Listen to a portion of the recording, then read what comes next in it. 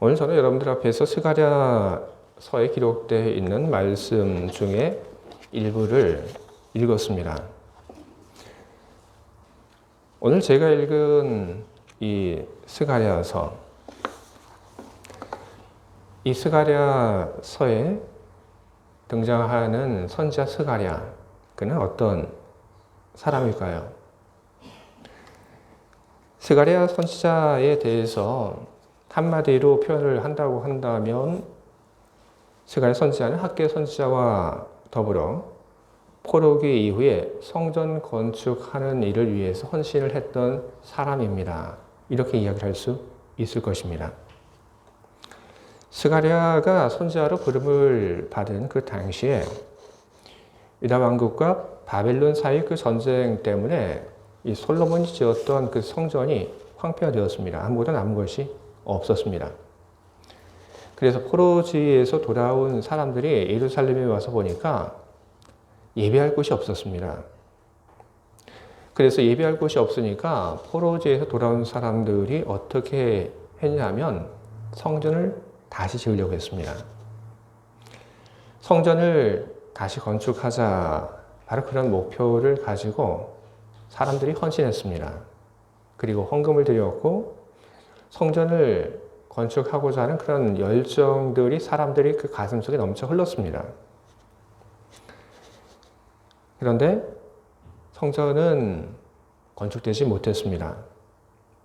사람들이 그런 열정이 있었고 돈도 있었고 그리고 자기의 또 시간, 힘, 그 모든 것을 성전 건축을 위해서 드리고자 했지만 성전 건축이 되지 못했던 것은 외부에서 커다란 방해가 있었기 때문에 그런 것입니다.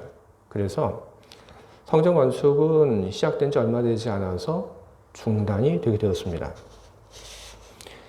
에스라서 4장을 보게 되면 성전 건축을 하려고 했던 그 일이 왜 중단이 되었는지에 대한 그런 자세한 설명이 기록되어 있습니다.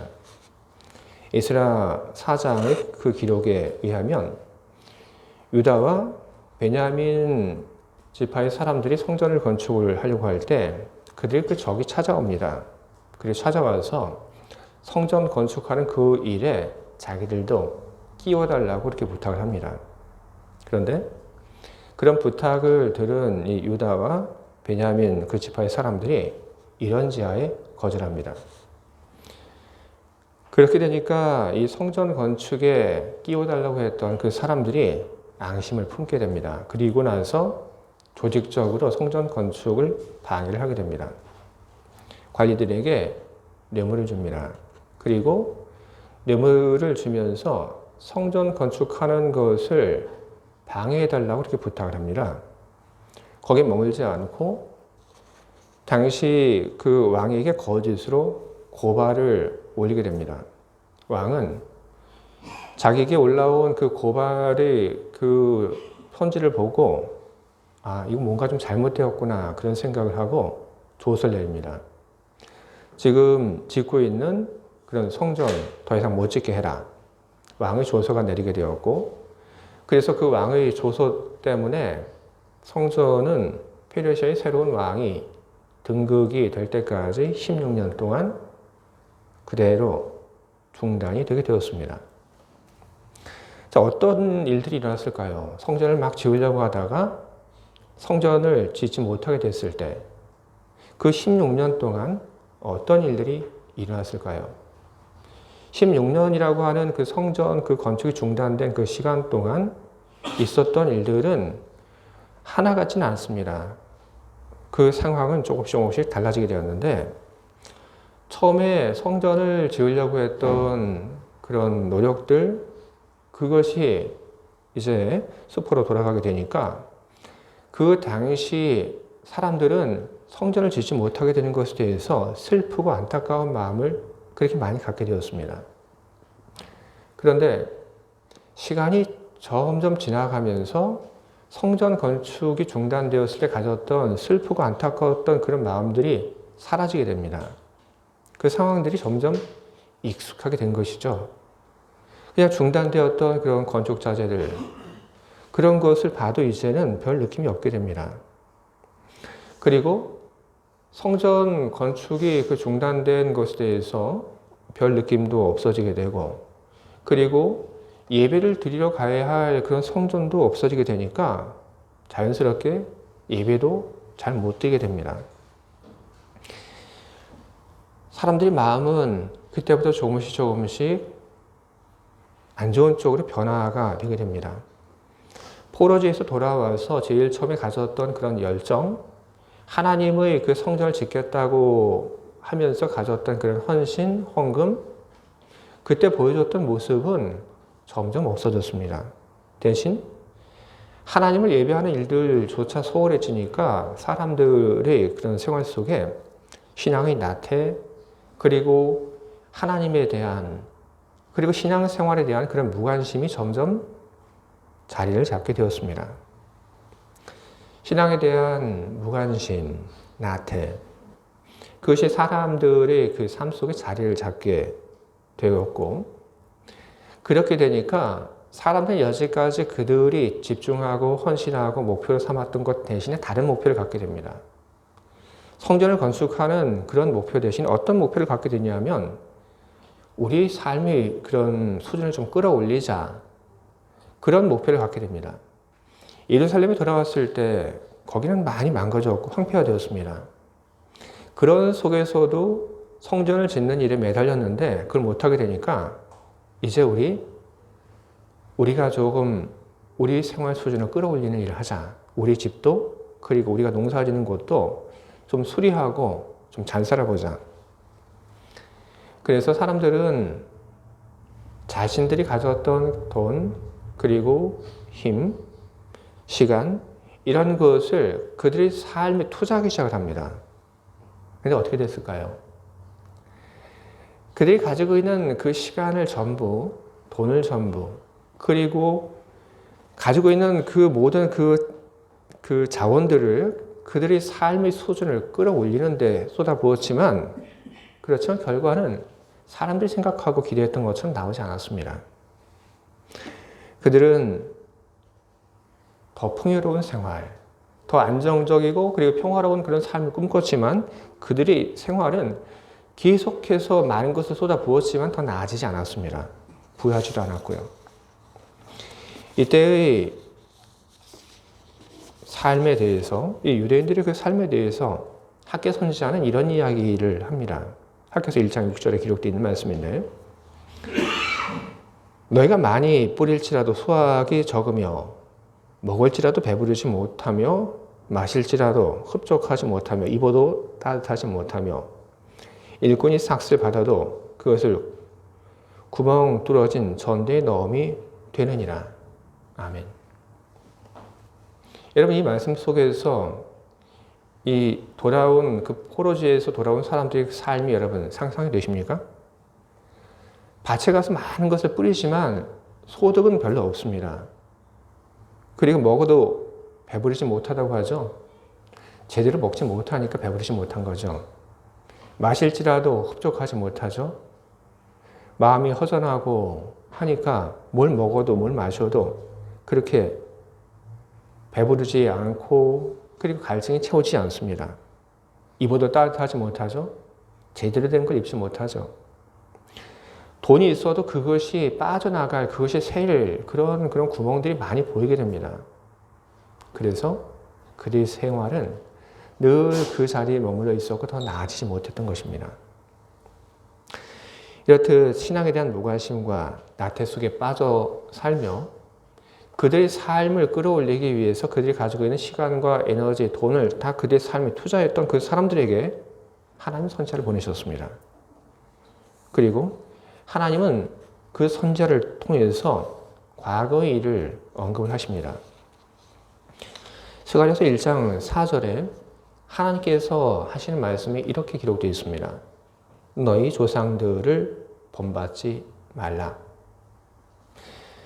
어떤 뜻이냐면 과거에 그 포로로 끌려갔던 그 시간을 두고, 그 조상들을 두고 하나님 하신 말씀입니다. 너희 조상들에게 나는 자꾸 나는 신호를 보냈다. 어떤 신호를 보내냐 하면 너희들이 지금 잘못 가고 있다. 잘못 살고 있다. 그런 신호를 보냈다. 그런데 너희 조상들은 내가 보낸 그 신호를 전혀 알아듣지 못했다. 그리고 그 신호를 알아듣지 못하고 계속해서 나태와 영적인 무관심 속에 지나다가 결국 나라가 망하고 포로로 끌려가게 되었다. 지금 너희가 당하는 일들, 너희가 많은 것을 너희들 삶에 투자하고 그리고 너희 밭에 많은 씨앗을 뿌리지만 아무것도 거둬들이지 못하는 그런 상황들, 이것은 무엇이냐면 내가 너희들에게 보내는 신호다. 너희들은 내가 보내는 이 사인을, 신호를 너희 조상들처럼 못 알아차리지는 말아야 될 거다. 하나님은 귀한 자들에게 말씀하셨습니다. 너희 조상들처럼 그렇게 가지 마라. 너희 조상들처럼 끝까지 망하는 쪽으로 가지 말고 너희들 돌아서라. 하나님 그렇게 이야기를 하셨습니다. 귀한 자들은 그런 메시지를 들었고 그리고 그런 메시지를 들은 귀한 자들은 충격에 빠졌습니다. 아, 우리가 지금 이렇게 우리 삶에 많은 것 쏟아 부었지만 아무런 그런 더 나아지는 것이 없는 이런 일들. 아, 이게 이래서 이렇게 되었구나. 비로소 알아차리게 되었습니다. 그리고 그 이유를 알고 충격을 받은 그 포로지에서 돌아온 그 귀한 자들은 질문하게 됩니다. 그럼 도대체 우리가 어떻게 해야 되겠습니까? 그 질문에 대해서 선자는 하나님의 말씀을 받아서 이야기를 합니다. 무관심과 나태에서 벗어나라. 그리고 성전을 건축해라. 이렇듯 선자는 하나님의 말씀을 백성들에게 전하게 됩니다. 성전을 건축하라고 하는 그 하나님의 말씀이 스가랴 1장 16절부터 17절에 기록되어 있습니다. 이렇게 기록되어 있습니다. 여호와가 이처럼 말하노라. 내가 불쌍히 여김으로 예루살렘에 돌아왔은즉 내 집이 그 가운데에 건축되리니 예루살렘 위에 먹줄이 쳐지리라. 만군의 여호와의 말이니라. 그가 다시 외쳐 이르기를 만군의 여호와의 말씀에 나의 성읍들이 넘치도록 다시 풍부할 것이라. 여호와가 다시 시온을 위로하며 다시 예루살렘을 택하리라 하라 하니라. 아멘. 내 집이 그 가운데 건축되리니 예루살렘 위에 먹줄이 쳐지리라. 바로 이 말이 성전을 건축하라고 하는 그런 메시지인 겁니다. 그리고 그 메시지만 주어진 것이 아니죠. 그 메시지를 주심과 동시에 그 일이 이루어졌을 때 하나님께서 어떻게 하시겠다고 하는 그런 약속이 함께 주어졌던 것입니다.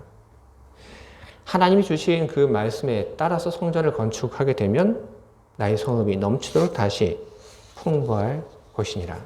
그렇게 이야기를 하셨죠. 성읍이 풍부하게 된다. 잘 살게 될 것이다. 그 풍부함이 어느 정도일까? 바로 그것을 오늘 우리가 함께 보고 있는 이 본문에서는 그 예를 들고 있습니다. 오늘 우리가 봤던, 제가 여러분들 앞에서 봉독했던 이 말씀, 어떤 내용이냐면 히브리인들, 포로지에서 돌아온 그 유다 사람들, 베냐민 사람들이 복을 받는 것을 보고 부러워하는 그런 사람들의 이야기가 오늘 제가 읽은 그 본문 속에는 나오고 있습니다. 두 가지 이야기가 나오고 있는데, 한 가지는 이 유다 사람들이 하나님의 복을 부러워하는 어떤 도시의 사람들, 그 사람들의 이야기입니다.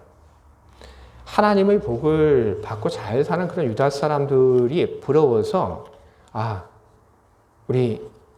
저기 가서 우리 하나님을 예배하자. 하나님의 그 복을 우리도 받자. 이렇게 또 다른 성에 살고 있는 사람들에게 이야기를 하면, 그러면 그 이야기를 들은 사람들이 아, 그래? 그러자 하고 함께 모여서 하나님을 예배하러 나온다는 그런 이야기가 첫 번째 내용이고, 그리고 오늘 본문 속에 등장하고 있는 이 두 번째 내용 역시 크게 다르지 않습니다. 이방 사람 10명이 유다 사람 한 사람이 옷자락을 잡게 될 것이다. 이렇게 얘기를 하죠. 옷자락을 잡는다고 하는 것은 어떤 뜻이냐면 부탁한다는 얘기가 간청한다는 이야기입니다. 유다 사람들이 하나님의 그 복을 받는 그런 통로가 된다는 것을 알고 붙잡는다는 겁니다. 우리도 그 복을 붙잡게 해주십시오. 나도 당신 옆에 함께 있으면서 당신이 받는 그 복을 나도 받을 수 있도록 그렇게 해주십시오 하고 붙잡는다는 겁니다. 하나님은 그렇게 포로지에서 돌아온 사람들이 하나님의 커다란 복 속에 그리고 은혜 속에서 살게 될 것을 이렇게 예를 들어서 선을 하셨던 것입니다. 하나님은 선지자를 통해서 계속해서 메시지를 전하고 계십니다. 성전을 건축을 해라. 성전을 건축을 하게 되면 그러면 은혜와 복을 너희들이 받게 될 것이다. 바로 그런 확신을 하나님은 사람들에게 심어주려고 하셨던 것입니다. 그리고 하나님이 사람들에게 심어주려고 했던 그 확신은 결국 사람들이 그 마음속에 자리를 잡게 되었고, 그리고 성전 건축에 대한 그런 확신을 가진 사람들이 이제 다시 한번 성전 건축을 위해서 그들이 가졌던 모든 것을 헌신하며 그 일을 하게 됩니다. 우리는 이와 같은 성경의 말씀을 보면서 우리는 어떠한 메시지를 우리는 이 속에서 발견할 수 있을까요? 우리 역시 이 스갈에 서 있는 이 말씀을 보면서 우리 또한 확신을 가져야 합니다. 하나님 말씀하신 그 말씀에 대한 그런 확신을 우리 역시 가져야 하는 것입니다. 성전과 그리고 복에 대한 그런 확신들이 우리 안에 있어야 하는 것입니다. 하나님의 성전 가까이 있는 사람, 그 사람들은 하나님의 은혜와 복을 받습니다, 여러분. 왜냐하면 하나님이 계신 바로 그곳에는 은혜와 복의 기쁨과 평화가 넘쳐 흐르기 때문에 하나님의 성전 가까이 있는 사람들은 바로 하나님에게서 흘러나오는 그 많은 은혜와 기쁨과 평화를 누릴 수밖에 없게 되는 것입니다. 우리는 바로 그것을 우리는 확신하면서 우리는 살아야 합니다.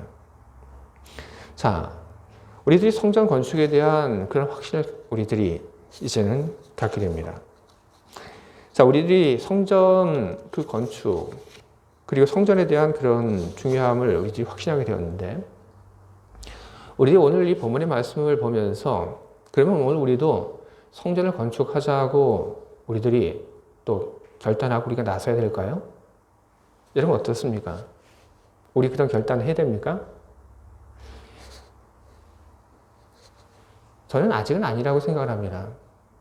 우리들이 언젠가 하나님의 주시는 그런 말씀이 있다고 한다면 우리 역시 스위스 성전을 짓는 것이 쉽지 않은 그런 상황이지만 우리들이 결단을 하고 우리들이 그 일을 해야 합니다. 하지만 저는 아직은 그런 때가 아니라고 저는 그렇게 보고 있습니다.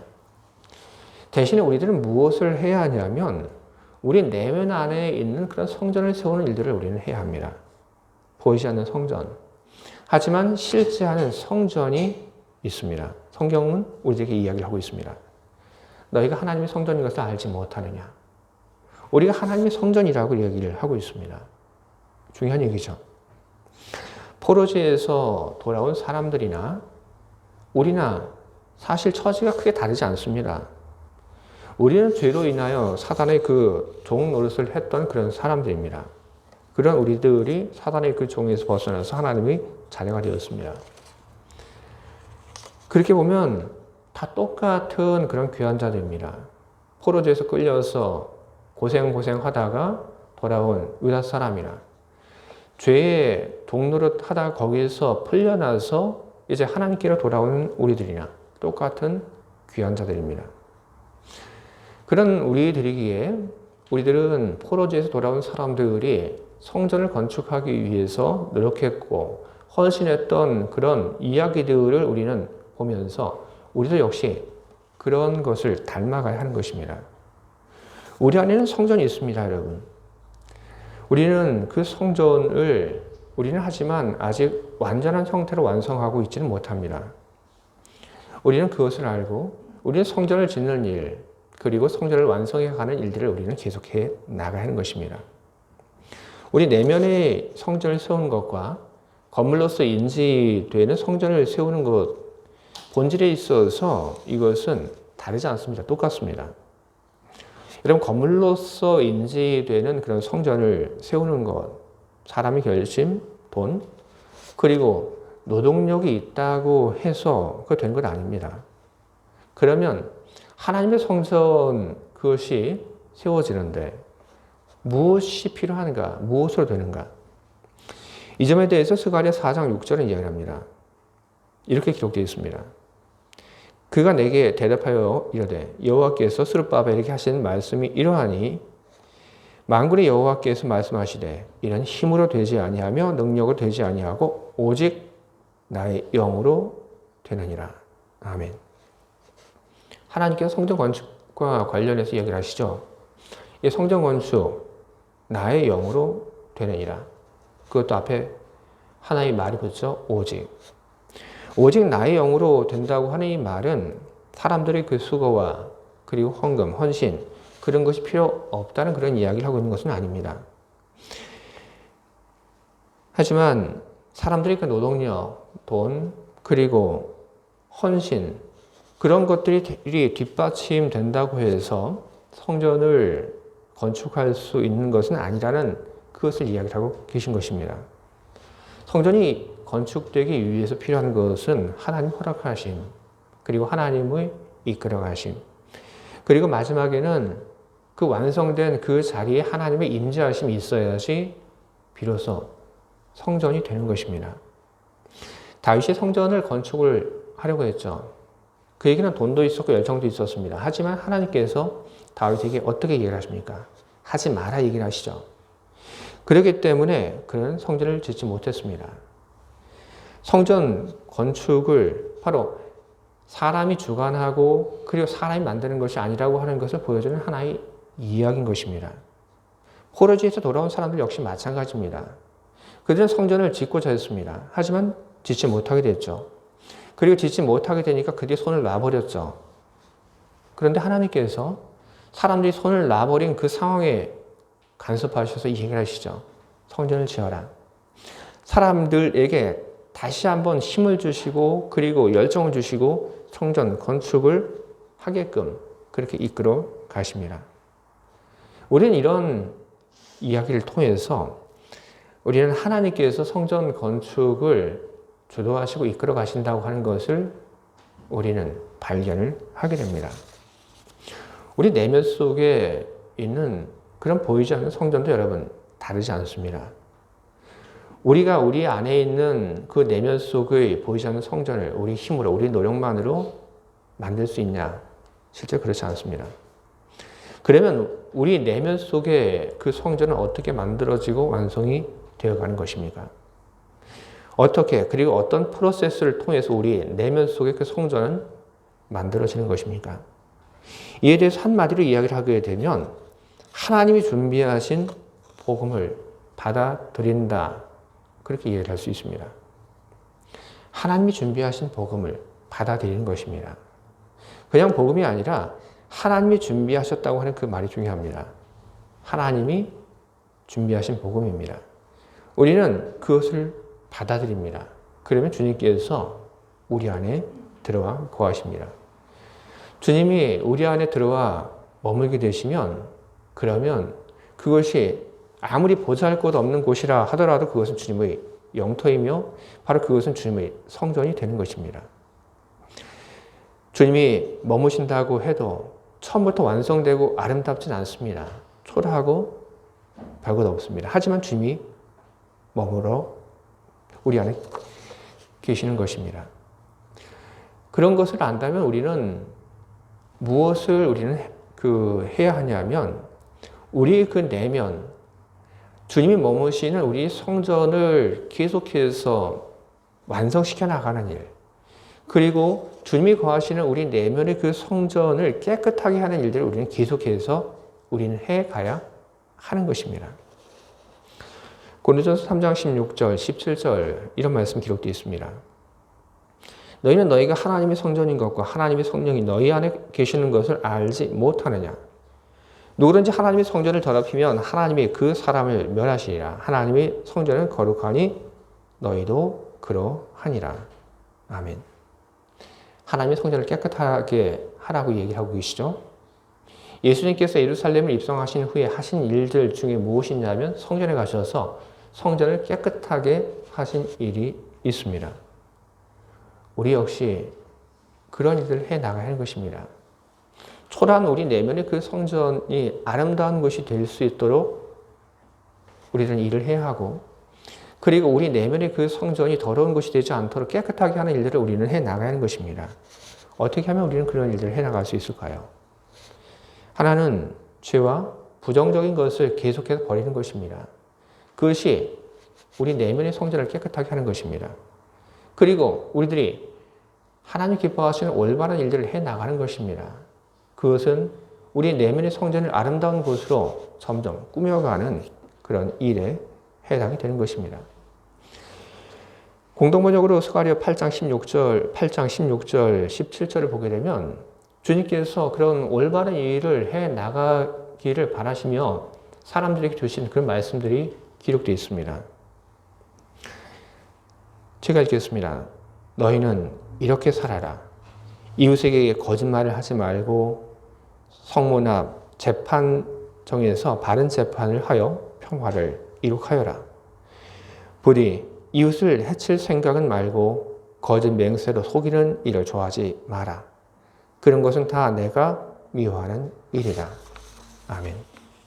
하나님이 이렇게 말씀하십니다. 이런 일들을 해라. 사람답게 살아라. 하나님 그렇게 얘기를 하고 계신 것입니다.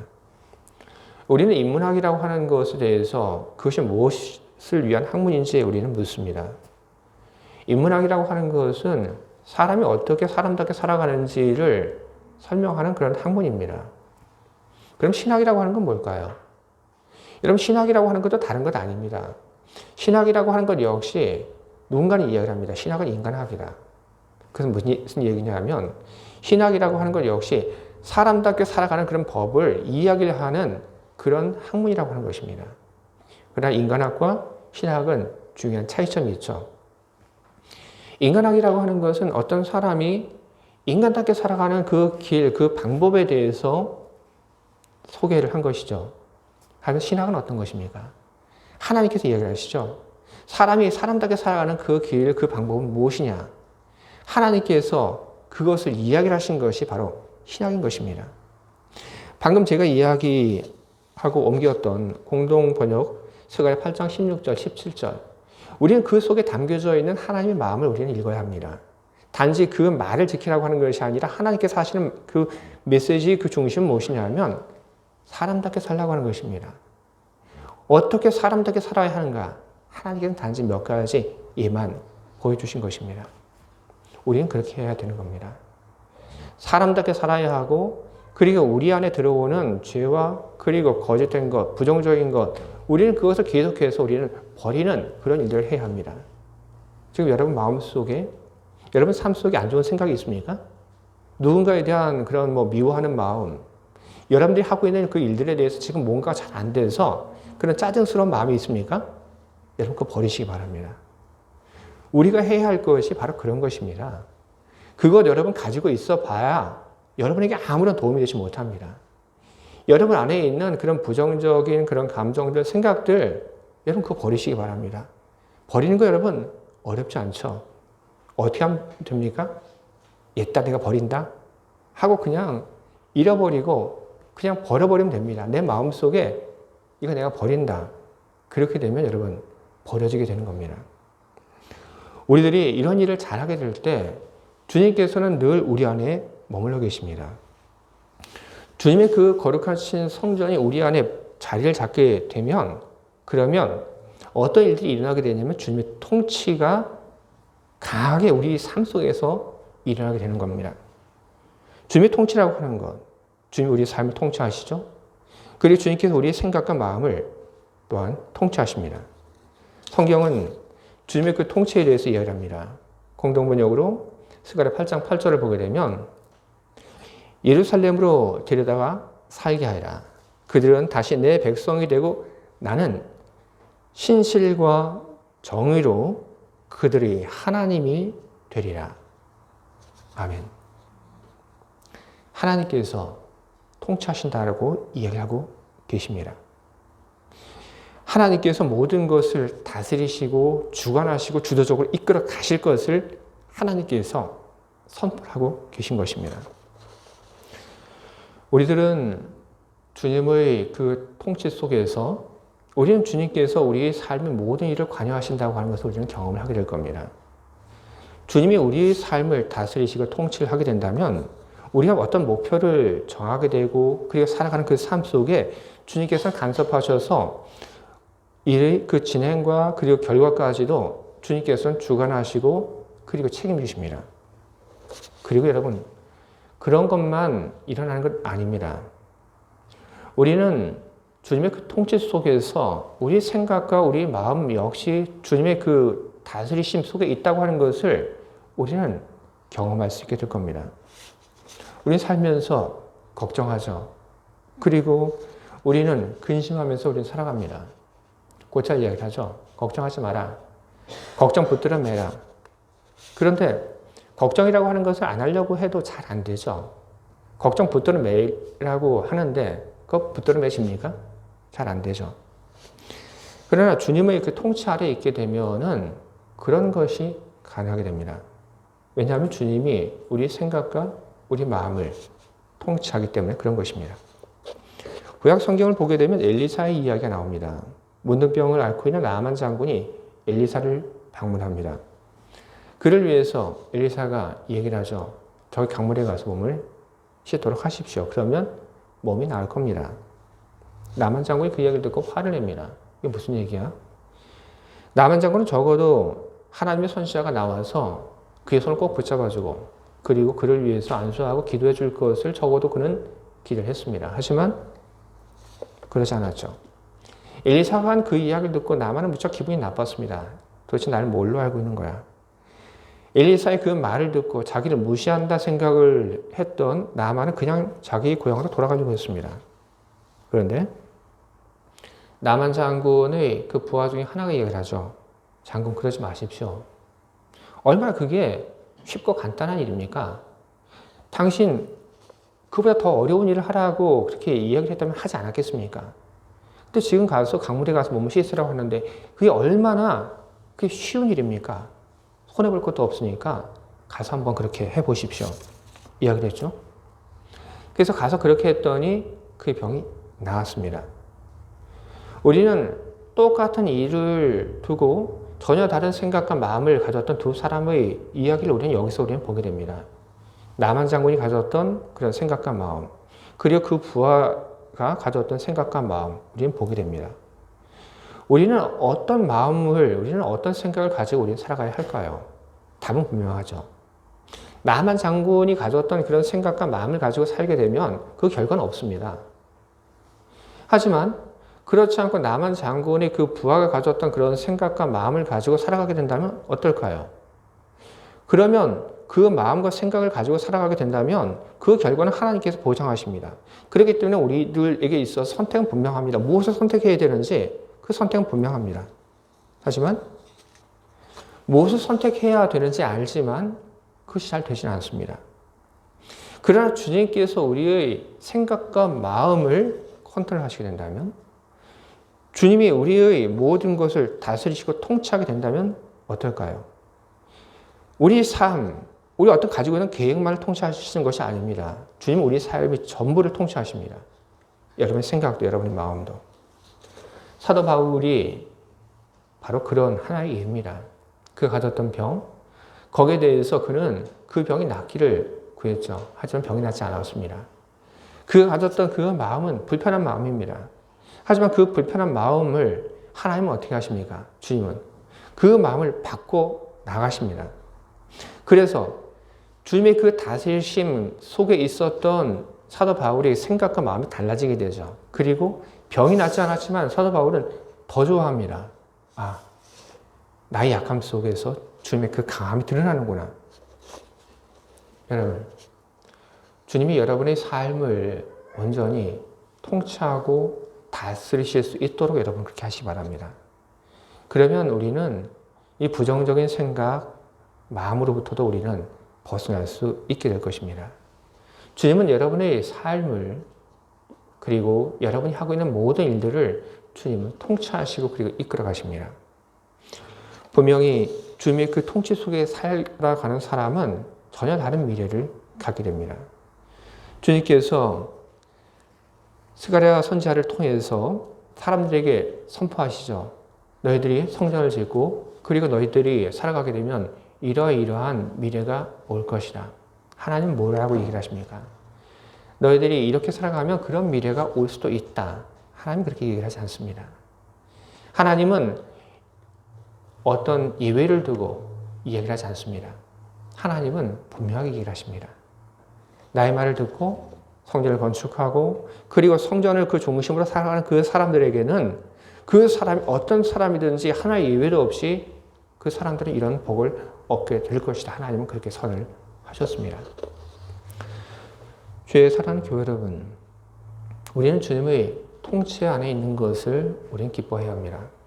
주님의 통치 아래에 있는 사람, 그 사람들은 실패를 겪지 않고 살아가는 그런 삶을 살게 된다는 것은 아닙니다. 하지만 주님의 통치 아래에 있는 사람들은 실패를 결과로 받아들이진 않습니다. 우리들이 살면서 어려움도 있고 그리고 실패도 합니다. 하지만 주님이 우리를 통치하시고 우리를 이끌어 가신다고 한다면 우리들이 만난 그 결과는 우리 최종적인 성적표가 되지는 않습니다. 그것은 성공을 위한 하나의 과정에 지나지 않는 것이 될 것입니다. 주의 사랑하는 교회 여러분, 여러분 성전을 가까이 하시기 바랍니다. 여러분이 하나님을 예배하러 나오는 이 교회를 여러분은 가까이 하시기 바랍니다. 그리고 또한 주의 사랑하는 교회 여러분, 여러분 내면에 있는 그 성전을 여러분 또한 중요하게 여기시고 그 성전을 날마다 세워가시고 정결하게 하는 그 일들을 해나가시길 바랍니다. 성전에서 멀어지게 되면 우리는 주님에게서 멀어지게 되고 우리는 무관심과 나태에 빠지게 될 것입니다. 하지만 그와 반대로 성전이 우리 삶 가까이 있게 된다면 그 성전이 우리 안에서 분명한 그런 모습을 가지고 있게 된다고 한다면 그러면 주님은 그곳에 거하시며 우리는 성전에 머무시는 주님의 통치를 우리는 받게 될 것입니다. 주님의 다스리심 그리고 주님의 통치가 있게 될 것이면 우리는 반드시 변화합니다. 그리고 우리는 반드시 성공을 하게 될 것입니다. 주님의 능력을 믿고 그리고 주님의 성전이 내 안에서 더욱 새로워지기를 소망하는 여러분들 모두에게 주님 주시는 은총이 능력이 더욱 많기를 주님의 이름으로 축원드립니다. 아멘. 함께 기도하겠습니다.